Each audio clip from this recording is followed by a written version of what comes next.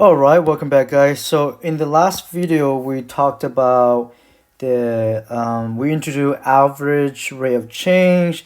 That's just very similar to the slope of a line from 2 points, and I mentioned that the average rate of change or the average rate of speed is slightly different from the instantaneous speed or the instantaneous rate of change. Um, so in this video here, we're going to introduce the definition of instantaneous rate of change or the formula for that, and then trying to visually capture what that is. Then we can tie that all together with the average rate of change, and then also introduce the definition of derivative. So let's start with the definition. Okay.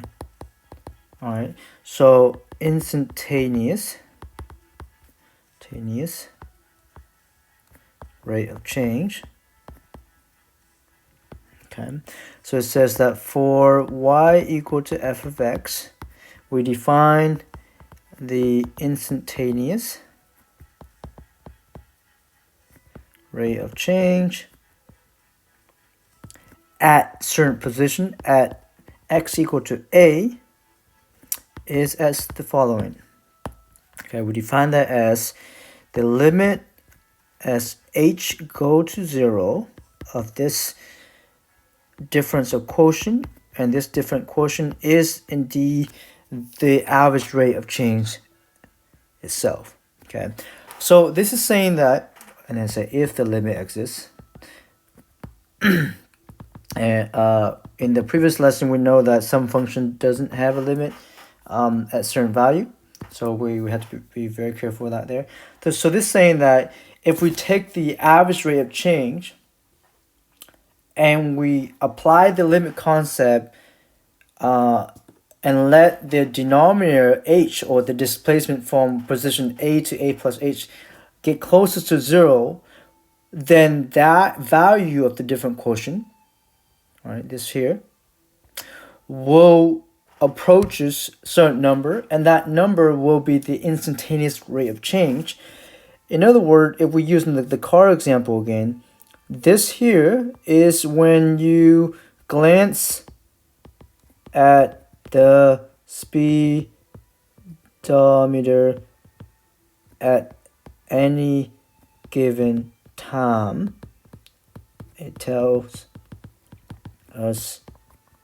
you how fast you're going, and it tells how fast the car is traveling. Okay, so that's what the instantaneous rate of change in terms of speed there. So that is the definition. Now, before we try to represent this, or actually just capture this through geometric interpretation, let's introduce another concept. And I wanna look at this. I wanna draw a circle. Okay, so let's draw a circle. Okay, so that's not as good circle. Let's try that again. Okay, so if I draw a line through this circle, okay, this line intersects the circle at 2 points, right? So we call this line is a secant line.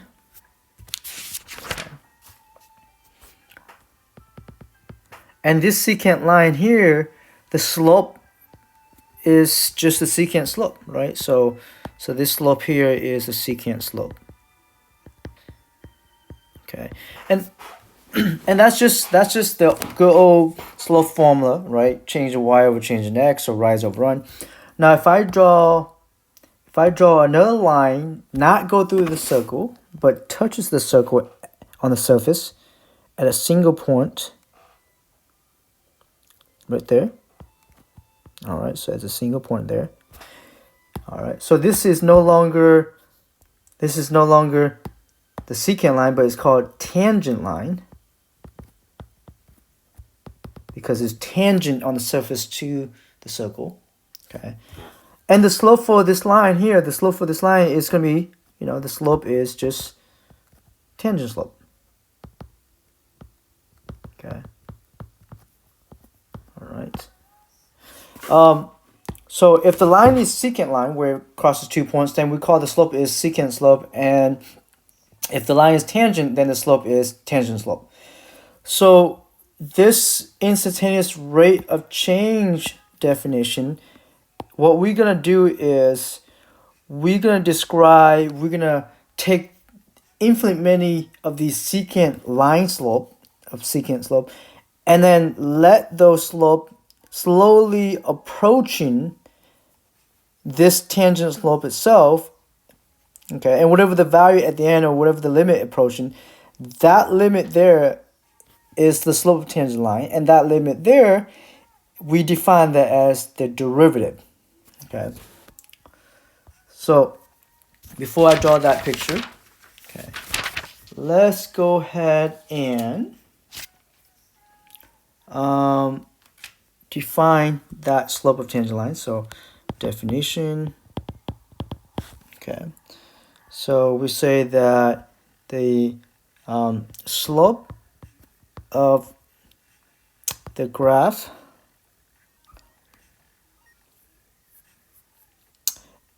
at a point called A and f of A is given by the limit as h go to 0 of f of A plus h minus f of A over h. And this here is the tangent slope, okay, to that graph, to the graph. Okay. So the instantaneous rate of change now have another meaning is the tangent slope to the graph at that point. Okay. So I'm gonna draw a picture to kind of connect all this together. All right. Maybe I can squeeze right here. Okay. Maybe I can squeeze right there. All right. So let's do this.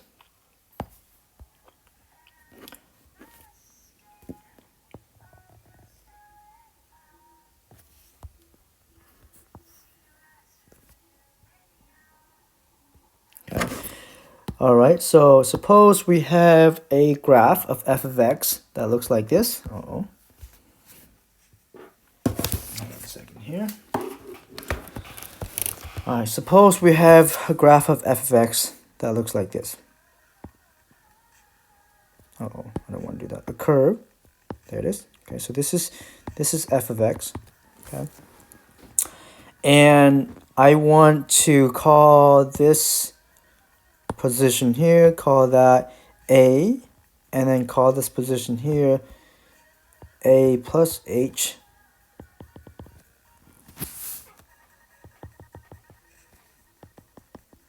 Okay, so this distance here is H. All right, from A to H, that distance there is H. And this point here has a coordinate of A, f of A. And this position here has a coordinate of A plus H for x. Oops. Let's try that again. A plus H for x. And then f of A plus H. Okay. All right. So if I draw a line from this point to that point, okay, this is called the secant line, right? So this is the secant line. Okay. All right. So, and that secant line will have the secant slope.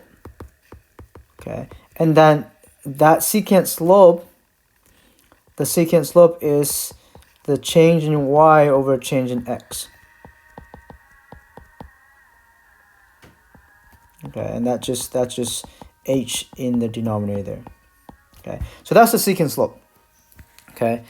So now what we're going to do is, okay, we're going to let h tend to 0. Okay, so as we take the limit of this secant slope by letting h, or the distance between a and h, tend to 0, meaning we want this distance h here to get close to 0, meaning if I was to start here, I'm going to decrease so that the distance between, let's say if this is h, then I want this h to go 0, so it's going to go toward a like that. Okay, I want the distance between these 2 points get even smaller and smaller. So let's say if, 1 second here. I want to h to get closer to like that. So let's say if here is where I'm at, then this new line here is gonna be the new secant line, or the new secant slope, and then we want to let h even get even smaller, then smaller, smaller. So as h decreases 0, we have we have these secant lines. Oops.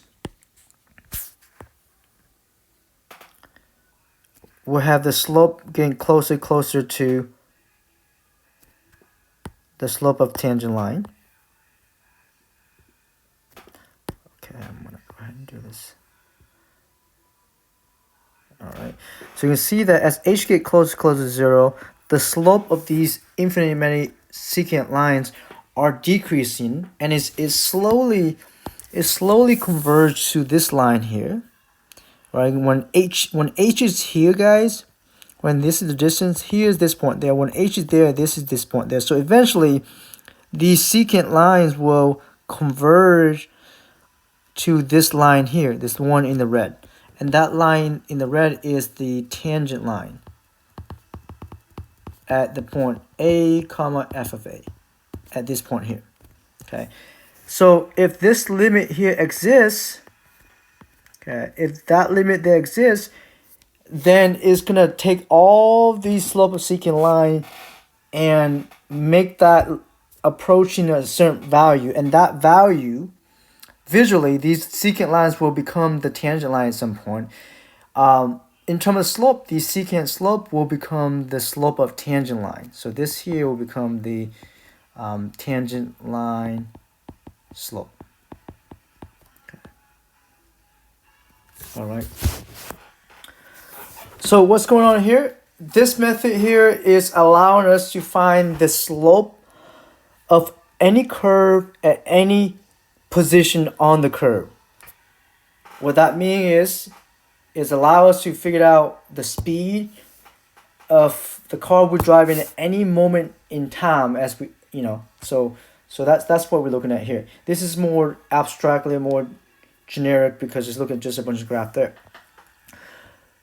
So now we finally get to the title of this lesson. Okay, so the title of this lesson is the derivative. Okay, so we're going to define that.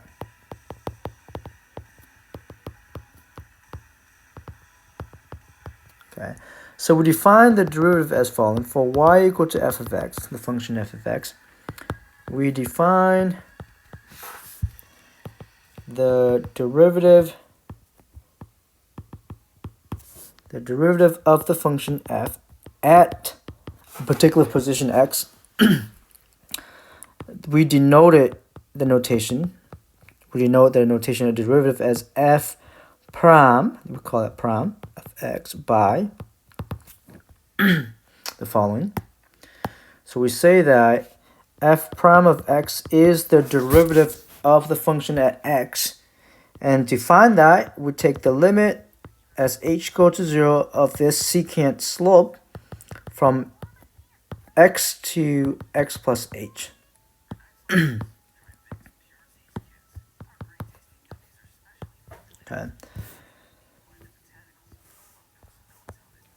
Okay. So this notation here is the notation for the derivative, and also this notation here represents the tangent slope at that point on the graph. Oh, this should be x. Okay. All right. So that is the definition of derivative. Is just representing the slope of the tangent line to the graph at that point. And the way we do it is we start with 2 points on the graph, and we slowly convert these secant lines to the tangent line. And then once we get to tangent line, the slope of that tangent line is the derivative of this of the function at that point. So this is how we find slope of a curve. So let's say we have a graph, okay, and here is the graph, right?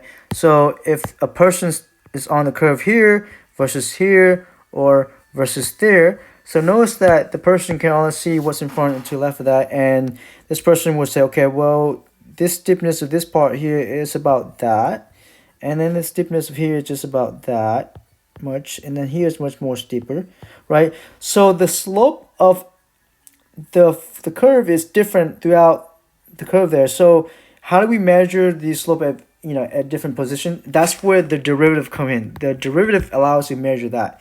Whereas if you have a graph that is just a straight line, right? Straight line, no matter where you are on the graph, the slope is constant, right? Slope is constant. Right, the steepness is constant. So yeah, so that's pretty much what we use the derivatives for, is allow us to measure the tangent slope relatively to any point on the graph itself.